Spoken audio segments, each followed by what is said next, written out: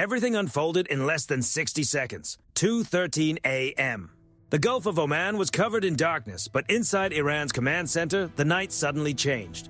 Radar screens began flashing with strange, chaotic patterns. Then, one by one, they faded into silence. No visible blast, no warning trail in the sky, no obvious sign of what had just happened. From high above the region, a stealth platform had released a concentrated high-frequency microwave pulse, powerful enough to disrupt the processing systems inside Tehran's air defense network. In a single moment, the digital nerves of the system were thrown into confusion, and that was the opening move. Far out in the Arabian Sea, the USS Abraham Lincoln, a 100,000-ton floating fortress, cut through the black water as it moved toward the Strait of Hormuz. Beneath the Makran Mountains, huge armored doors began to open. 17 mobile launch vehicles rolled out from hidden underground shelters, emerging from the darkness like silent steel shadows. At Cape Jask, Iran's Cobra Fev 8 electronic system came alive, flooding the surrounding spectrum with interference. Within moments, a wide blind zone formed across the region. To Tehran, it looked like the advantage had shifted in their favor. But the night was only beginning. 2:20 a.m. On the deck of the USS Abraham Lincoln, there were no clouds of old steam, no loud mechanical chaos, no dramatic roar of outdated launch systems. Instead, two Boeing F/A-18 Super Hornets moved forward with cold precision, launched into the sky by the EMALS electromagnetic system. Smooth, fast, almost silent. As the fighters approached the outer edge of the defense perimeter, Tehran reacted exactly as expected. Two surface-to-air interceptors raced upward through the night, drawing bright white lines across the sky. Inside the cockpit, the pressure was immense. The aircraft shook under the force of the maneuver, but the pilots remained controlled. They pulled into a hard 9G turn, releasing brilliant magnesium flares that overwhelmed the incoming infrared sensors. In the next instant, the Super Hornets disappeared into the darkness, slipping away from the radar picture as if they had never been there. On the ground, Iranian commanders believed they had forced the intruders back. They thought they had bought themselves 6 minutes to organize their final defensive position. They were wrong. The U.S. Navy was not using time to measure minutes. It was using time to measure how long Iran's advantage had left. Before those launch vehicles could fully settle into position, their coordinates were already moving through American systems. A multi-domain trap had been prepared, and Iran was stepping deeper into it without realizing how much of the battlefield had already been mapped. 2:35 a.m. high above the Gulf of Oman, the stratosphere belonged to a ghost. The Northrop Grumman RQ-180, one of America's most secretive stealth reconnaissance drones, had lifted off from Al Udeid Air Base and was holding position at 60,000 feet. Nearly invisible to conventional radar, it moved above the battlefield like a pale, silent shadow. Below, the region was covered in darkness. But to the RQ-180, darkness meant almost nothing. It was not just watching, it was searching. The drone activated its synthetic aperture radar, a sensor system capable of seeing through haze, dust, camouflage, and terrain clutter. Unlike a normal camera, it did not depend on visible light. It used microwave pulses to build sharp, high-resolution images of what was happening below. 17 Iranian transporter erector launch vehicles were now on the move. To hide, they blended into civilian traffic, moving among regular trucks and transport vehicles along the highway. To human eyes, the convoy looked ordinary. To the RQ-180's onboard intelligence systems, it did not. The drone's analysis software identified differences in steel density, axle spacing, vehicle weight, and structural shape. Commercial trucks and military launch vehicles might look similar from a distance, but their signatures were not the same. Within minutes, the hidden vehicles were separated from the traffic pattern with alarming precision.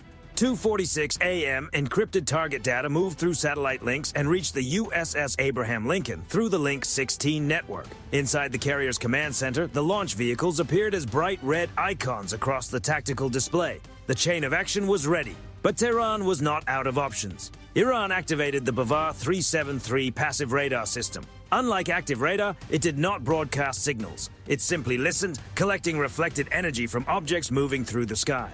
At the same time, the mobile crews began using a shoot-and-scoot tactic, relocating every 20 minutes to reduce heat signatures and make tracking more difficult.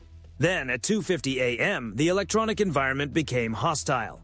The Cobra system at Cape Jask flooded the airspace with white noise, creating a digital snowstorm designed to disrupt communications and interfere with the RQ-180's data flow. On the screens aboard the Lincoln, red icons began to flicker. Then some disappeared. Target correlation was dropping. Within seconds, nearly 70% of the Iranian launch vehicles vanished into the electronic fog. The eye in the sky had been partially blinded. American commanders were now looking at a tactical map with dangerous gaps. The operation had become far more complex, but the U.S. Navy had never planned to depend on a single sensor. 3 a.m.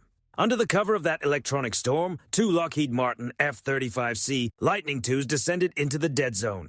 They flew extremely low, skimming just above the waves to remain beneath the radar horizon. These aircraft were not there to make noise. They were there to control the field. To preserve their stealth, the pilots entered MCON Alpha, a full emissions control mode. Active radar and unnecessary transmissions were shut down. The aircraft were not searching in the traditional way. They were receiving, processing, and quietly absorbing passive data from the RQ-180 above. Alongside them flew Kratos X Q-58A Valkyries, loyal wingman drones designed to act as the force multiplier. The Valkyries carried the heavier payloads, allowing the F-35Cs to maintain their cleaner stealth profile. Inside the F-35C cockpit, the pilot was no longer simply flying. He was directing a networked battle system, managing sensors, drones, decoys, and long-range effects through a digital interface. The F-35C was the brain. The Valkyrie was the fist. 3:08 a.m. The main problem remained Iran's Bavar 373. As long as the passive radar stayed quiet, it was difficult to locate with precision. The Americans needed it to reveal itself, so they gave it a reason. On command from the F-35C, the Valkyries released a swarm of ADM-160M ALD decoys. These small aerial decoys were built for deception. They could imitate the radar signature of much larger aircraft formations, making a small group appear like a massive incoming force. 3:12 a.m. Inside the underground facility at Cape Jask, Iranian radar operators saw the picture change. On their screens, it looked as if a large American bomber formation was heading directly toward the missile cities. The pressure inside the bunker rose instantly. The commander faced a choice: stay passive and risk losing the picture, or activate the system and lock onto the incoming formation. He chose to activate. That single decision changed everything. The moment the Bavar 373 switched into active tracking mode, it stopped being a hidden listener and became a beacon. The RQ-180 immediately triangulated its position and sent the coordinates to the F-35C formation. The order was given.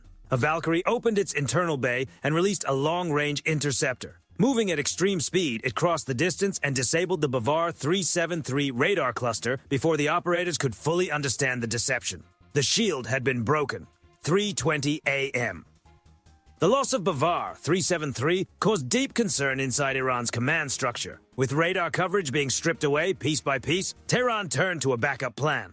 It was lower tech, but still dangerous. From underground tunnel networks hidden within the limestone mountains, multiple launch points opened.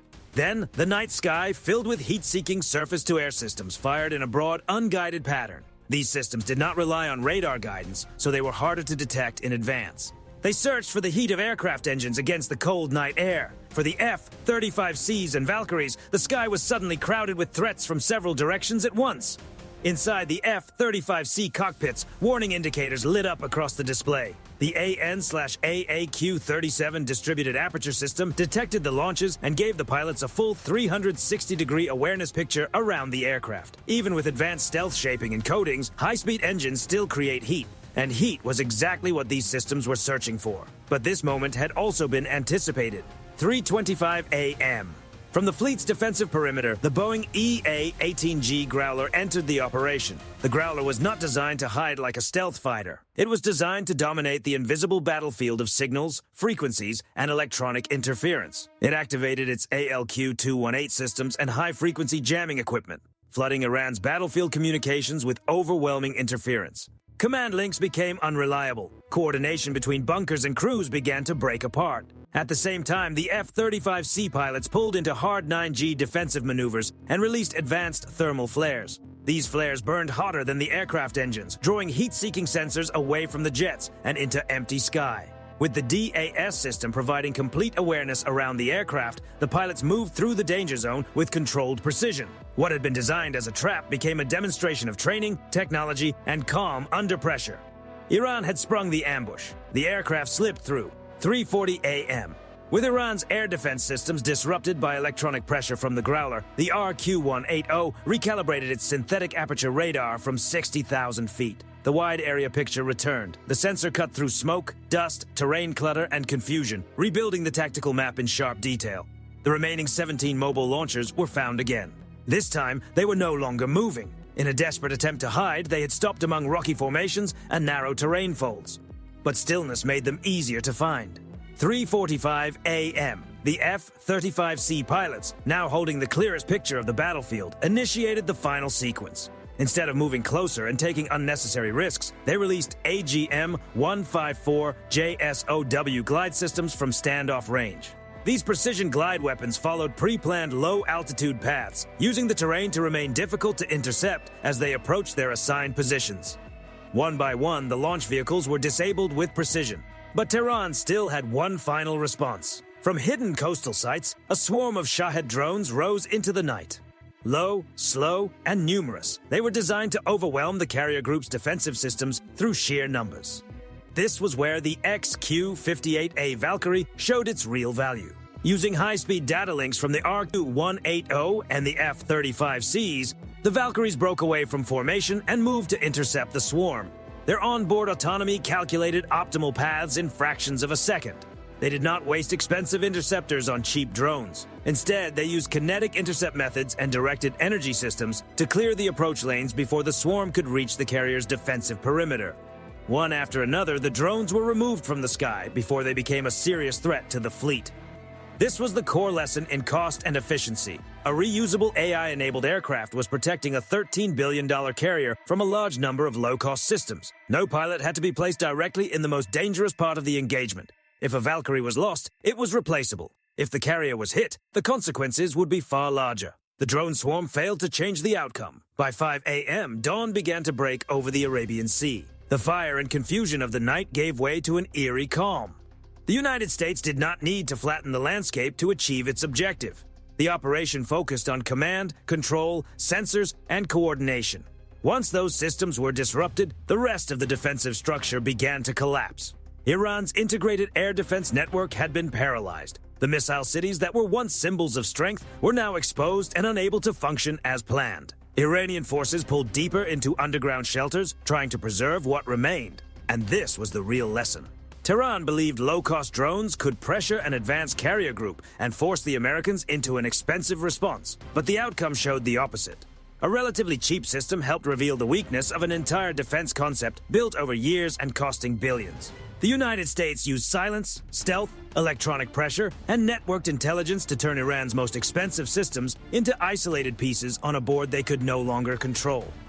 The ultimate logic was simple. In fifth-generation conflict, the side that reveals itself first gives away the advantage. The Americans did not need to constantly activate their radars. They listened, they waited, they let passive sensors, stealth platforms, decoys, and electronic warfare shape the battlefield. To find them, Iran had to turn on its own sensors. And the moment those sensors lit up, they became the brightest objects in the dark. That was when the game changed. In the silence of the Gulf, Tehran learned a hard truth. Information is not just power, it is survival. They had spent decades building a wall of fire, only to discover that the wall could be mapped, disrupted, and bypassed. Every radar pulse they sent into the night did not just search for the ghost. It showed the ghost exactly where to move next. For Iran's leadership, it was a night that shook their confidence at the deepest level. For the sailors and pilots aboard the USS Abraham Lincoln, it was different. As the sun rose, crews prepared the deck for the next watch. Pilots reviewed their systems. Sailors headed toward the mess hall. The carrier continued moving across the water as if the night had been nothing more than another page in the logbook. The future of conflict is not always loud. Sometimes the most powerful force on the battlefield is silence, and that silence has only just begun.